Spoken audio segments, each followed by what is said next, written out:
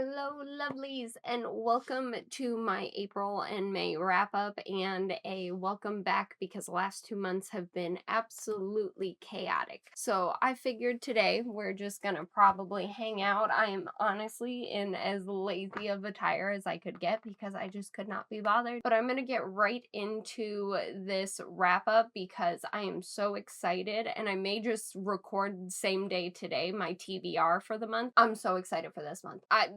Neither here nor there. Let's get into the reading wrap up before I go on a tangent I don't need to go on. We are starting off with Sunrise on the Reaping by Susan Collins. I read this, and for those of you who know me, I am a Hunger Games girly. I am a Haymitch girly. I always have been. That character is so beautiful. So the idea of getting an entire book based on his Hunger Games, this book had me sobbing. I was crying my eyes out, and I never realized that I can hate snow more. And I do. Every time Susan Collins writes about him, I hate him more, and this was no exception. Nobody is surprised this is a 5-star read for me. I am in love with this book. I am so proud to own this book. I annotated this book, which I don't typically do. I'm typically a clean book kind of person. Tried to annotate these last 2 months.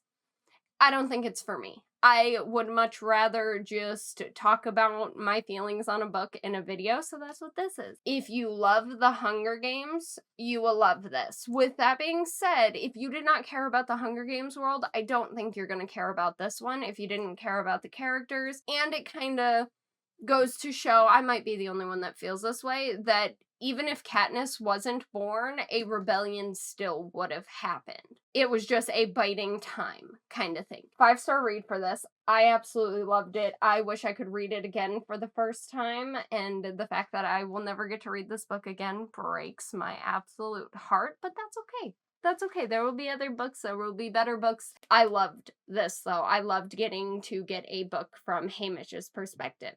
I don't know if I'll ever not think about this book. To me, this blew the entire series out of the water. This is a god tier book for me. Yeah. We actually in April got 2 god tier books for me that I don't think I'll ever be able to not think about. Like, I found favorite books for myself. If you guys want to see like a whole my favorite books list, let me know. I can do that. Okay.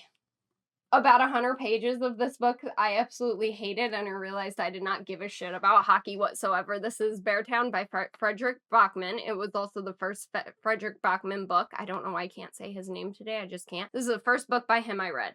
This is basically about a hockey town. A town called Beartown. It is a hockey town. Hockey families live here. They are proud of that. I did not give 2 shits, let me be perfectly honest. For 100 pages of this book, I was like, you were so excited to read this. Everybody loved this book. You're just hating it. Why don't you just DNF it? I thought of DNFing this book. And then I put it down one night and was like, I'm so done. And then woke up the next morning and was like, I want to read this. I love hockey. I don't know anything about hockey. I couldn't tell you. Chris is a fan of is it the San Jose Sharks? I could be wrong about that. I think it's them. That's his favorite hockey team. I now love hockey.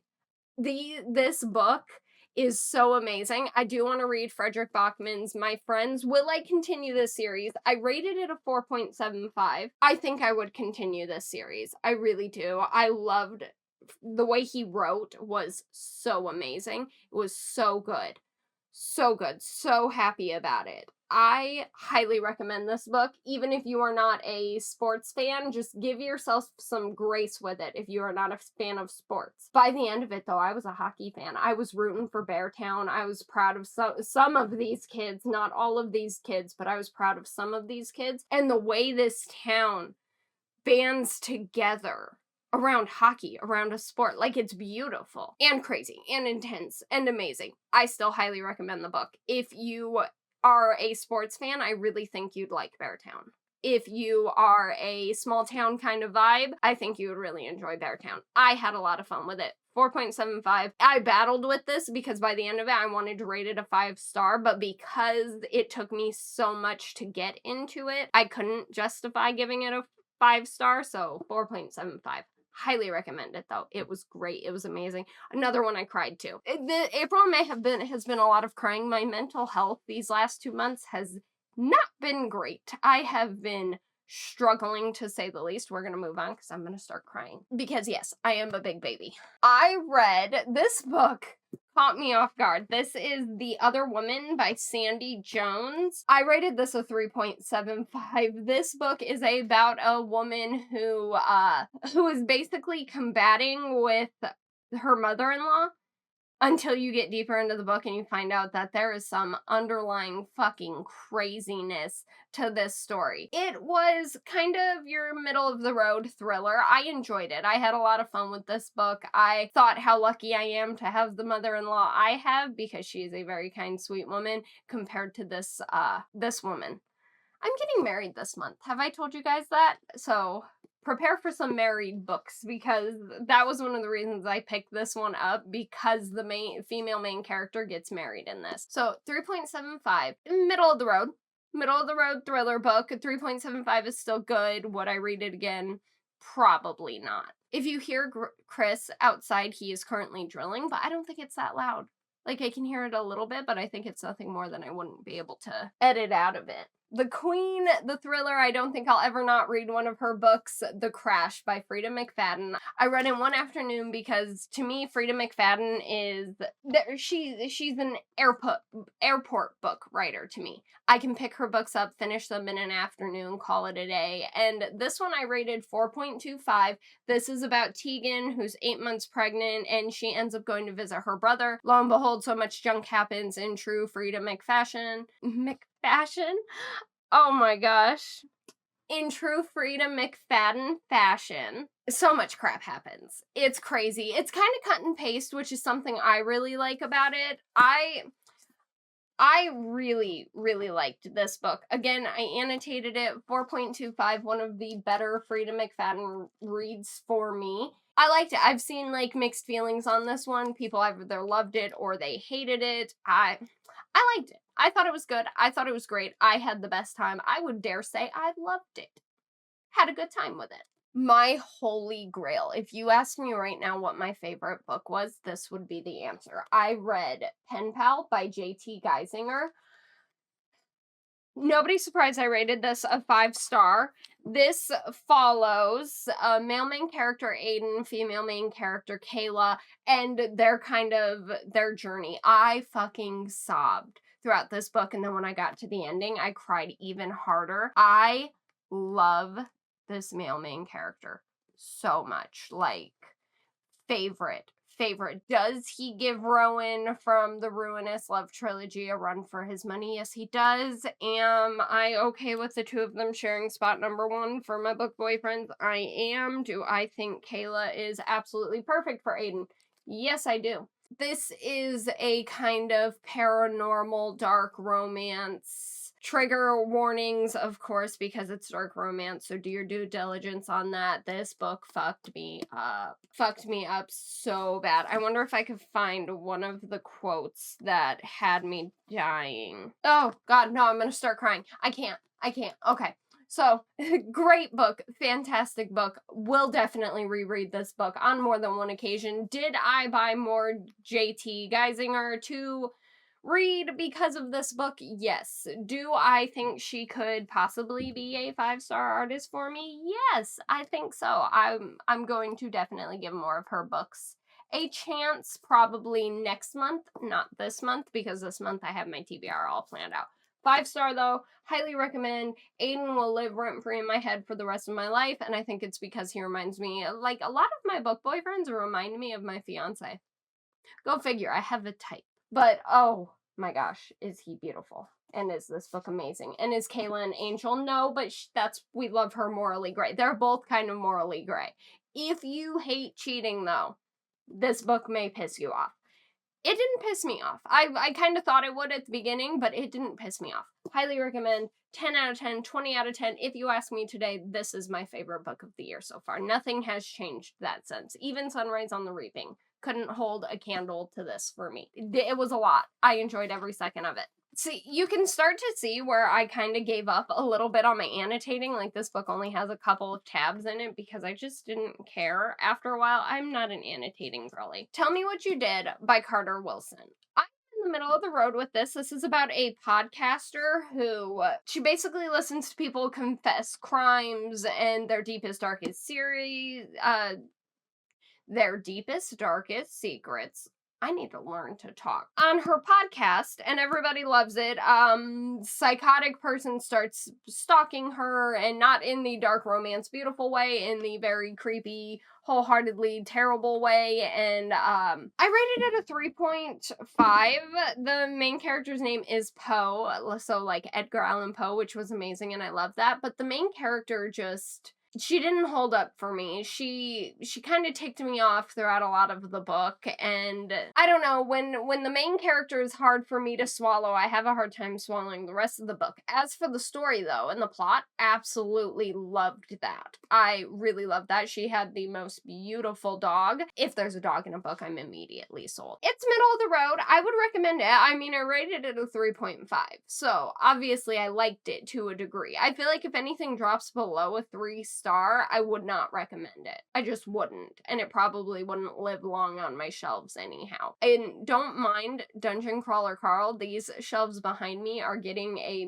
remodel, redo, beautiful, different vibe. I just love the way these covers look, so they're just hanging out back there. But I realize that they kind of like suck you in right to that corner. Our next read is Funny Story by Emily Henry.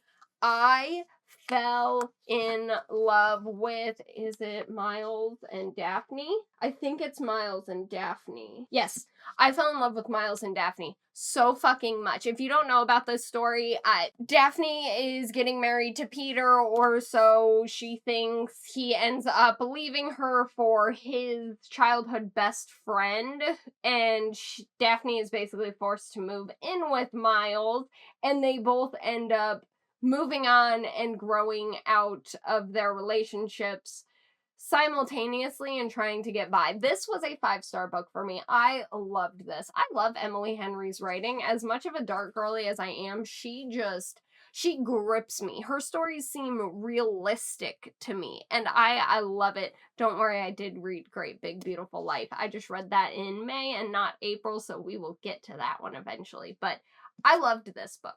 I thought it was great. I don't know if I've rated any of Emily Henry's books less than 5 stars. I can't recall. But 5-star read. I loved it. Definitely one I'll pick up again. I will never be ashamed to admit how much I love Emily Henry's books. There were a lot of 5-star reads in these last 2 months. These last 2 months got away from me, but I read some damn good books. I loved it. This one, everyone kept telling me I needed to read. Everyone kept saying this was a great book and I would love it, and I did. Birthday Girl by Penelope Douglas. This is about Jordan and her boyfriend, who is, in my opinion, her boyfriend's a right old prick, but his father, Pike, basically has the two of them move in with him because his son has his head shoved up his ass. I'm sorry, I mean that with all the love in the world, but if I had a son who was treating his girlfriend the way that he treated Jordan, I would be livid as well. Would I have a relationship with her? Probably not, because, you know, happily getting married to my fiance. But this was beautiful. I thought the age gap would throw me off and piss me off, but it really didn't. I absolutely loved it. I thought it was great. I did rate this one a 4.25, and I enjoyed it. Looking back, I don't know a lot of what upset me in the book. Some of the side characters didn't seem completely fleshed out, and I did kind of get the ick from the fact that she was still technically with her boyfriend while having some awkward feelings for his father, so I got kind of the ick on that, but not enough to where it ruined the book for me. 4.25 is a great rating in my book. I loved it. Will I pick this book up again? Wholeheartedly, yes. Is this right now a favorite? I think this is my most highly rated book by Penelope Douglas. This was a great novel. I loved it. Oh, I'm not excited about the next one. It was still a good book, but I feel like someone's gonna hate me for this.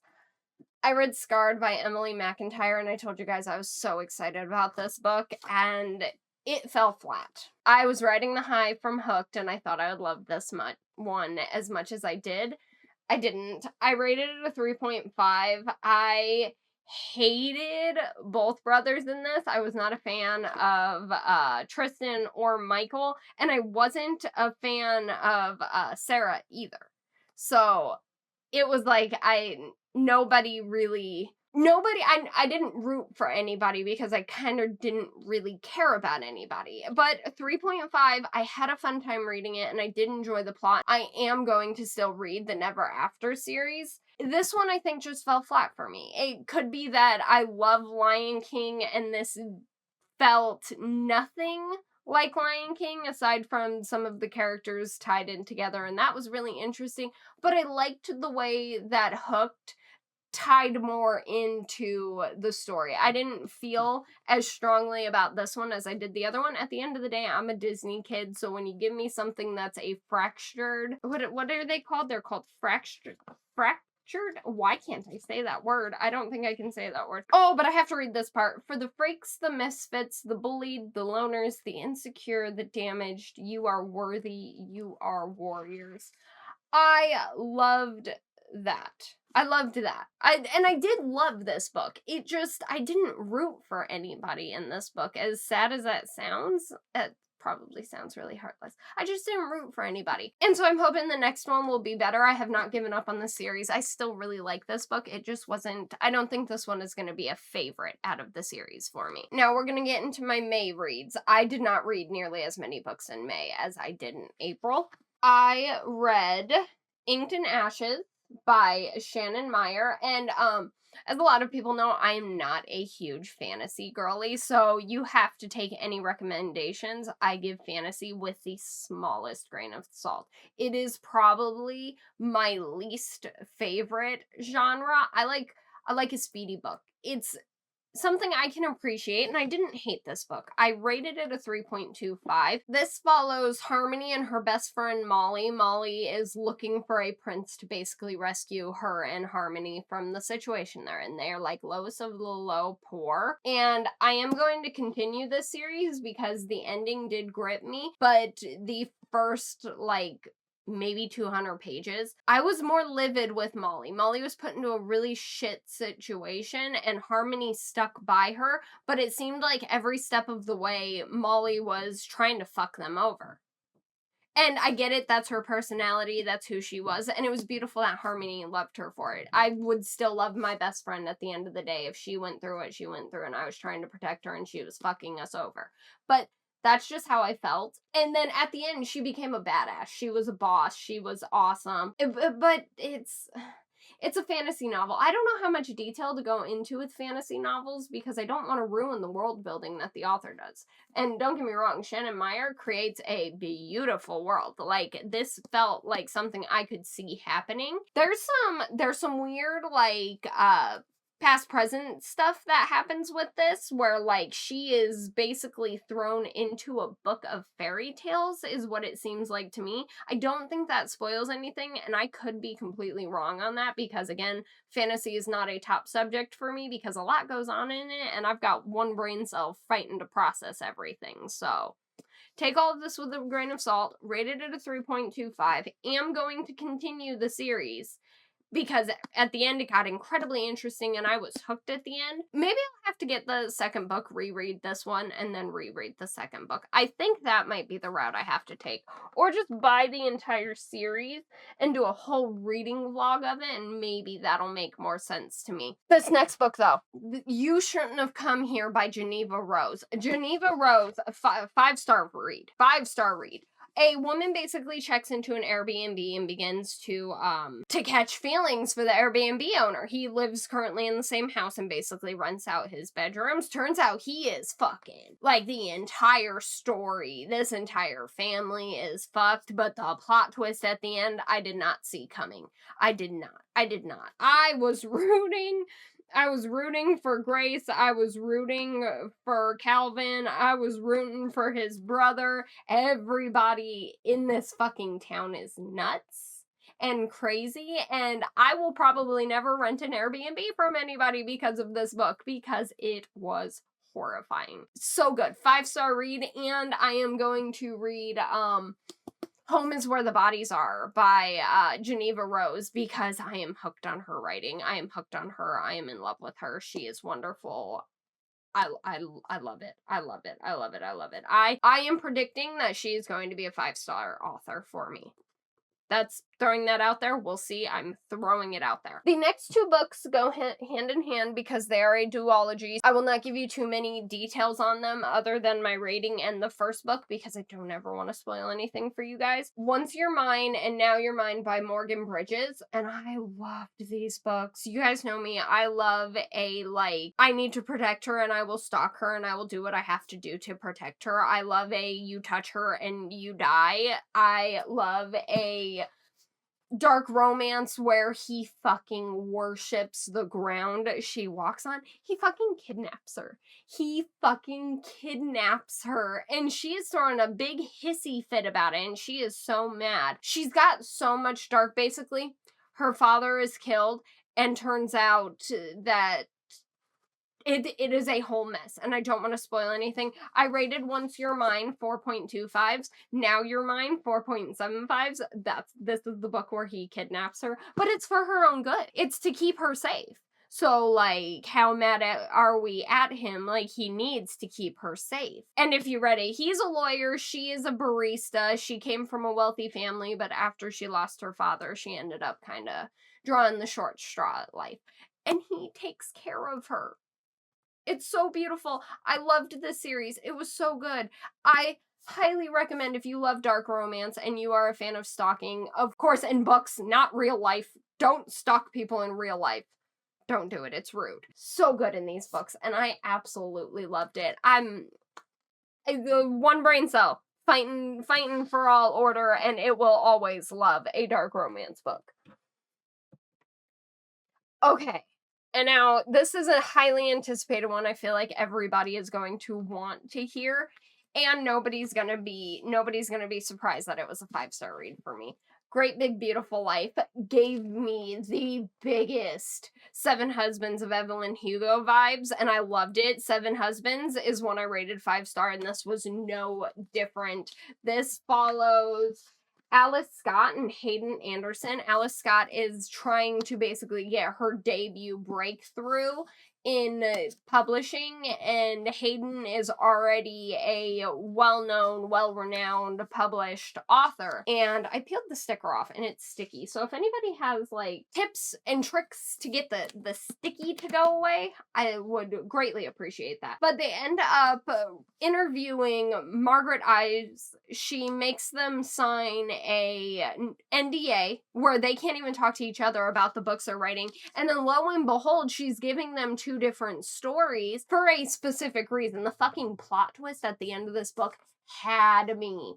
I was sad for this entire book. I finished this book in one day because I could not put it down. I was that obsessed with it. I don't know how to come back from this book. I don't.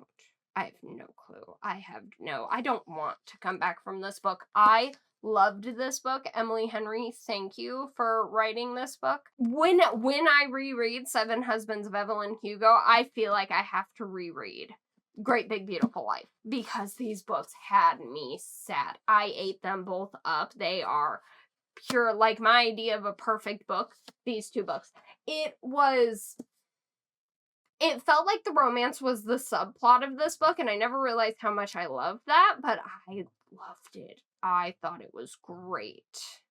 I thought it was fantastic. I've been recording for half an hour, and I'm not sorry about it. I have loved this. I've loved talking about the books I love. If I didn't go into enough detail for you, let me know. I can probably do some shorts if you really want to see that. If you have any book recommendations for future, like, reading vlogs you'd like to see, let me know.